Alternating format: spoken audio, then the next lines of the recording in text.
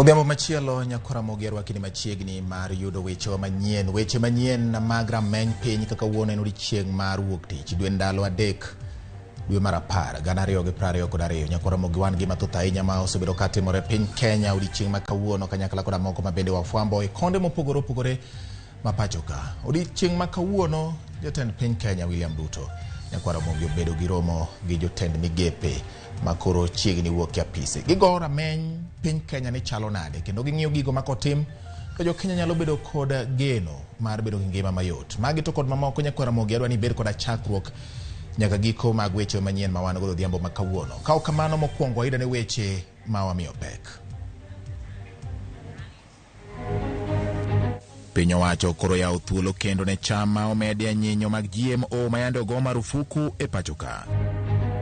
Bengi maduong' mar Kenya okwero jalup jatend piny Rigathi Gachagua kuom wacho ni agucho omenda mag pinje maoko oduono. Miyo mayande odonjo ne Mithi Kalinturi masani ogwel kaka jatend migao koro were kod burano kendo kwayo mondo doho owere kode.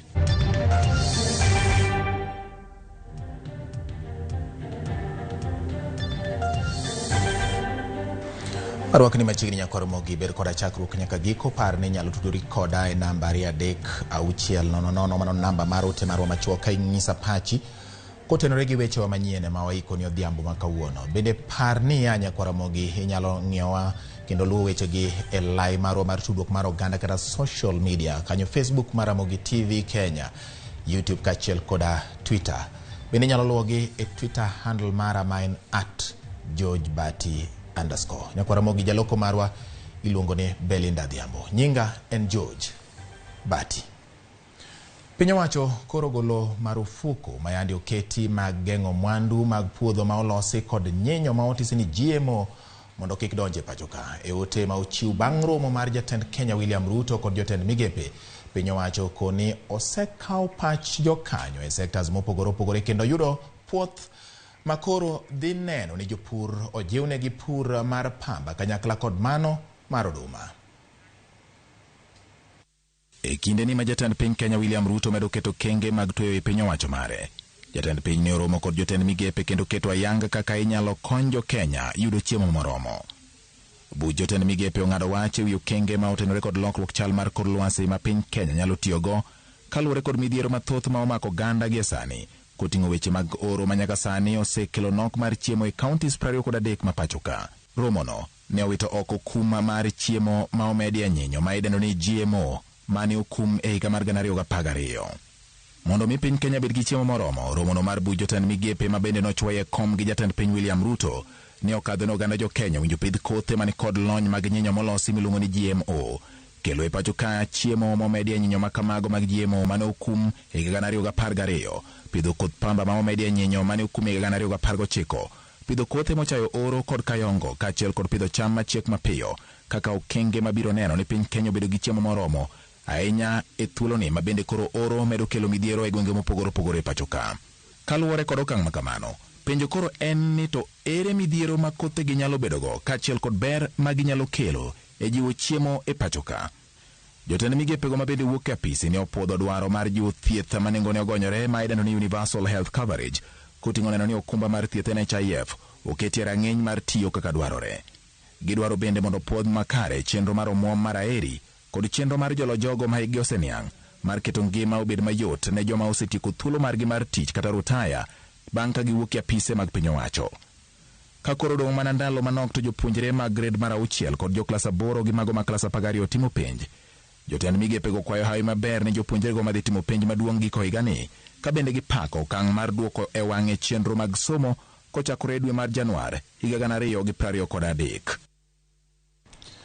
Ka owuok e mago motenore kod weche mag neno ni chiemo bedo moromo e pacho ka nyakora mogi wang'ie motenore kod weche mag teko, weg nyamburko koro oyudo fungruok matin bang' piny owacho golo oko medruok mar osuru mane oseyie kata oseketi ewi diesel kod petrol e chak mar dwe mar 9 kata kod dwe mar 9. Bad migao ma ochung'ne choko osuru KRA koro wacho ni Modhigo ok bi mednegi osuru mar 6.3 kaka mwandu mamoko manoseyang ni nengogi dhi medore e kinde mabiro.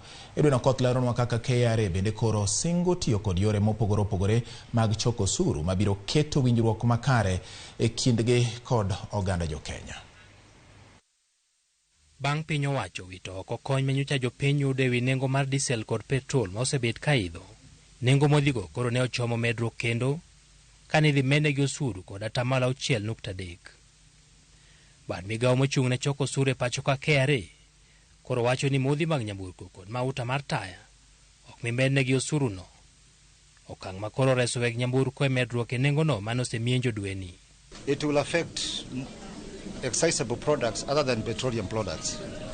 So all the other accessible products, we will make that adjustment. The only category we are going to leave out are petroleum products because of the currently very high prices of fuel.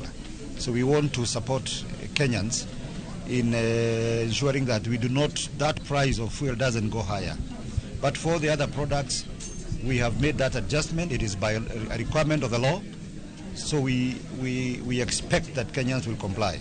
Modhi mag nyamburko en achiel kuom mwandu mane oseyang kaka ma idhi mednegi osuru no, mabende mula piko, lainde mag simu, juis molos golemo kod kong'o e kit mamoko.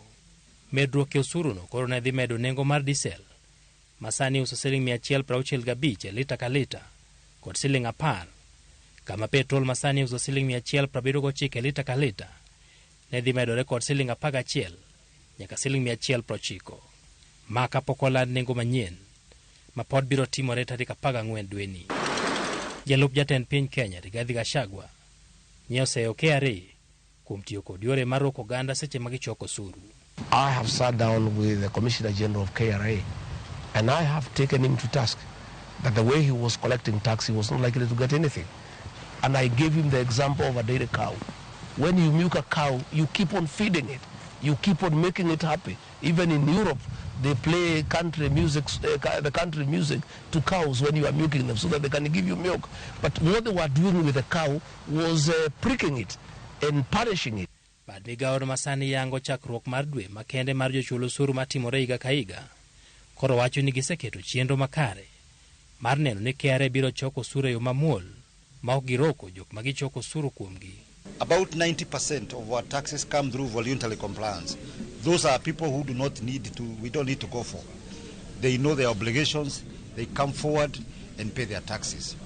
It is a 10% who some of them may not be paying their taxes because they of lack of information or lack of knowledge. Those ones we engage through education. There are those probably who are facing financial difficulties. They are not paying their obligations. We want to engage those ones in a more friendlier manner so that if they accept their obligations and they are not able to pay it entirely, then we can agree on what we call a settlement plan. Ei komenda manorumo dwe mar 6 higani, KRA ne ochoko osuru maromo $2 trillion. Omenda ma igeno ni biro chopo $6 trillion ei komenda machakore dwe mar 6 mar higa mar 2023. Geno koro en mana ni nengo mag modhi nyamburko ma idhi land tarik 14 dweni ok bi medo pek mar ngima ne oganda masani koro oseidho rang'iny mamalo mogik ka opim kod thuolo moingo higni 5 mosekalo. Edwin Okoth, Ramogi TV, Nairobi. Wadhi nyime nyaka Ramogi. Bengi maduong' ma pacho ka CBK koro kwedo wach ma ogol kod jalup jatend piny Kenya Rigathi Gachagua ewi nok mar omenda mag piny Amerika kada dollars e pacho ka. Okang' ma Gachagua lero ni oserocho chenro mag ohala. CBK wacho ni piny Kenya ni kod dola moromo kaka chik dwaro kendo moromo kelo mwandu mawuok e pinje maoko kuom thuolo mar dweche 4. Mana kaka Edwin Okoth leronwa ma koro pogruok mokwongo yangore ewi chal mar ochumi mar piny Kenya e kind jotelo manyocha oyier kod CBK. It's for the people. E twak mare kod jofwambo mag Citizen TV manotimore dala ne Nyeri, Gachagua ne olieko ni johala makelo modhi mag nyamburko sani ni kod pek mar kelo mwandu no nikech nok mar dola. Gachagua bende ne owacho ni kinde mokalo moko kuom bengi ma pacho ka ne timo ohelni mag uso dola e tok chik, okang' manomiyo ohelni magolo mwandu e pinje maoko ne odwa lwar. Why there was a forex problem is because of state capture. You know, there was a lot of interest in banks, where very senior people in government own certain banks, and they got involved in this forex business. You know, and the central bank was no longer in charge because of state capture. We inherited a country that is in trouble. We did not actually know the extent of the rot. Only when now we started getting briefings from the National Treasury, we found there's a problem. But we are going to fix it. Milome mano gol mana seche matin bang twak mar Gachagua no. CBK ne olero ni kembe makelo modhi mag nyamburko e pacho ka yudo dola kowuok e bengi mamoko ma opogore kod CBK. CBK bende ne olero ni nyaka tarik 29 dwe mar 9 higani bengi no ne ni kod dola maromo siling 7,424, dola moromo chung ne nyiewo mwandu mawuok e pinje maoko kuom thuolo mar dweche 4. Kenya nyiewo mwandu mawuok e pinje maoko maromo siling 2.1 trilion higa ka higa, omenda manyaka yudre kido mar dola mondo eka mwandu go chop ne oganda. Modhi mag nyamburko makawo siling bilion 500 higa ka higa ema kawo omenda mang'eny mogik e kind gik ma inyiewo kowuok e pinje maoko go. Edwin Okoth, Ramogi TV, Nairobi.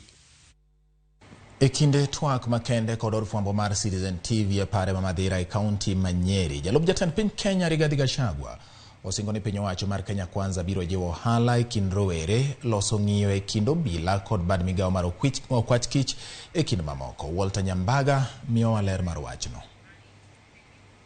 E twak mare, jalup jatend piny Rigathi Gachagua medo siro chenro moyango ni gin godo mar jiwo ohala matindo kendo chwalo mbolea ne jopur kaka yor nyayo chiemo kod gero chumi. Give the hustlers 50 billion for them to enhance trade, for them to trade, for there to be money in circulation. Give people fertilizer, give them seedlings. Once we spend money of production, in another 2 years, this will be a great country. We have inherited a dilapidated country. We have no money. We have a demoralized public service. We need to restore the dignity of the public service. We need to boost their morale for them to be productive. Gachagua wacho ni bad migawo mar obila kod mano mar okwach kich e koro nyaka rangi malong'o ahinya to koda ka yore mag yuto margi kendo yore gi mag tich. We are going to form a task force to review the salaries and remuneration of police officers and the terms and service of their work. The last time police welfare was looked at after was the tenure of President Mwai Kibaki. We are not an actor. We are looking for a professional DCI. Why DCI officers are in civilian clothes is because they are supposed to be discreet, so that they are able to carry out investigations in a discreet manner. Ewi okang' mar gwelo moko kuom jotend migepe manigi buche doho, Gachagua wacho ni onge rach mora mora ka olero ni podi biro gogi kogno. The principle, the law of natural justice says no man should be condemned unheard. Until a case has been heard, people have been cross-examined, and a determination has been made, you cannot condemn somebody. It is against the Constitution. Let us be fair to everybody. These politicians cannot be judged differently from other people. Those cabinet ministers, if they are cleared by parliament, will take their position. In the unfortunate event, or whatever it is, that they are convicted, they will lose their jobs. Gachagua medo ni obiro rito do mondo ng'ad bura ewi omenda mane ong'wan kod sirikal mokalo kani itude kod mibadhi. That process is ongoing. When it is concluded, either way, you'll be the first one to know. It is not some money that has been put somewhere because I'm deputy president, I just go and pick it. I believe in due process. Those things were done against that, is no problem. We don't want to go to the merit of it because the matter is in court. Let the matter go to its logical conclusion. If one day the courts decide my money is good, they'll give it to me. If they say it's not good, they'll tell me otherwise. Walter Nyambaga, Ramogi TV. Miyo moro mane odonjo ne Mithika Linturi manyocha ogwel kaka jatend migawo mar puro were kod burano mar bembo mane otudo kod jatelono. Kaluwore kod otese ma onegi jofwambo, joma ne ochwalo ng'ur okono doho ni koro giyiere mar timo winjruok oko mar doho. Jang'ad bura Susan Shitubi ne opwodho kwayo makamano bang' ogai mar jomin wach lero ni ong'eyo winjruok ma ji ariyogo osetimo e tieko wechegi oko mar doho. Miyo nosingo ni ok obi tuomo wach makamano kendo e nyim doho moro amora ma pacho ka.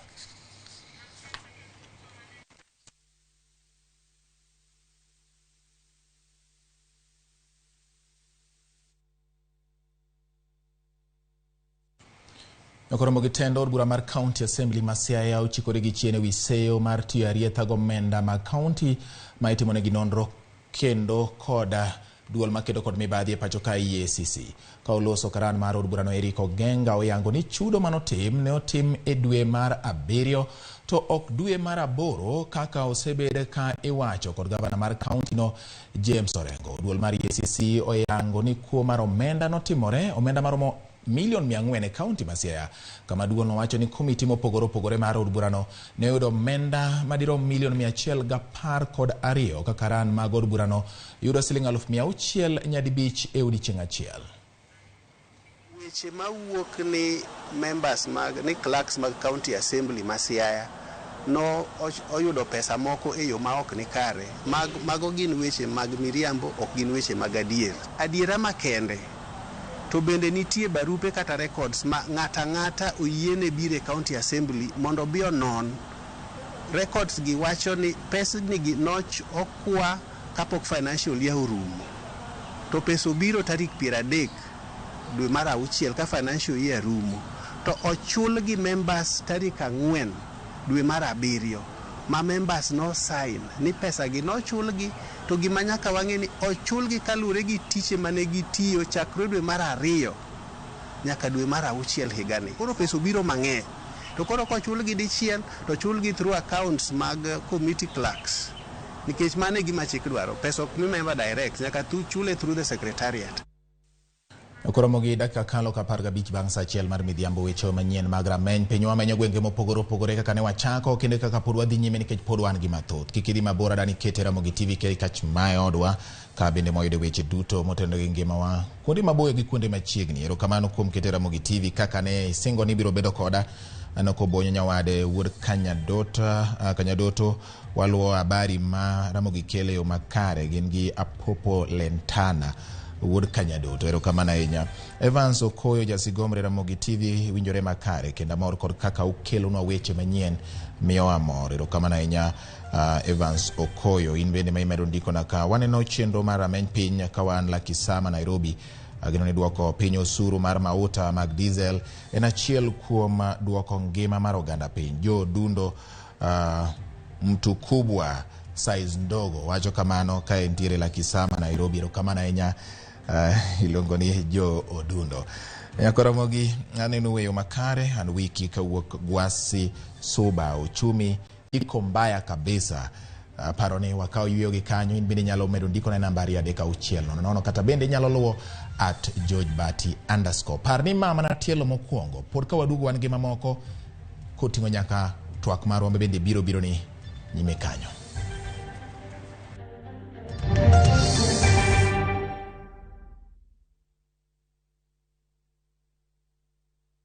No matter what you're going through, when the clock strikes the hour, you have to chin up and do your thing. It is like you are a celebrity. You see them on TV, online, and listen to them on radio. But do you really know them? I still can't help but wonder what type of lawyer I'd have made. From humble beginnings, We had fun in Dandora. Those instances, A1. to their success stories, I've become this highly sought, people calling, my good friend, come, how do you feel? and their struggles. Pain of sitting there with your child, asking questions, that pain is just on another level. Catch this riveting stories of your favorite media personalities on Behind the Mic with me, Cynthia Mwangi, every Friday on Citizen Digital app.